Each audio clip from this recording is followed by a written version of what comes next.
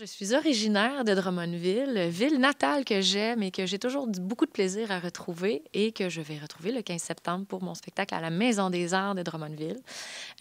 Présenter mon dernier spectacle de ma tournée Minuit debout qui dure maintenant depuis 2 ans. Oui, très, très raffiné. Puis on a pratiqué, parce que la tournée s'est passée en quelques blocs. Il y a ma fête, il y a le fait qu'on est à Drummond, il y a ma famille qui va être dans la salle aussi.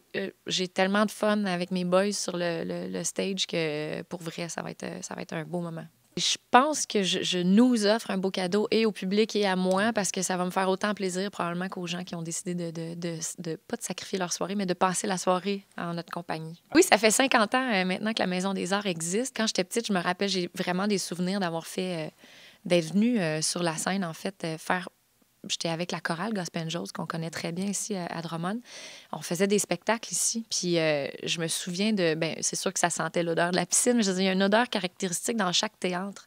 Puis à chaque fois que je reviens ici, même si la bâtisse a changé, je retrouve cette espèce d'odeur-là. Je sais pas, il y a quelque chose qui me rappelle vraiment quand j'étais jeune, quand je passais ici. Ouais. Puis le fait que c'est la première fois que je viens en spectacle solo ici, ça va être une autre raison pour laquelle je vais être émotive le 15 septembre, mais c'est de voir... Je l'ai vu, l'évolution de la Maison des Arts au fil des années, moi, que j'ai pu...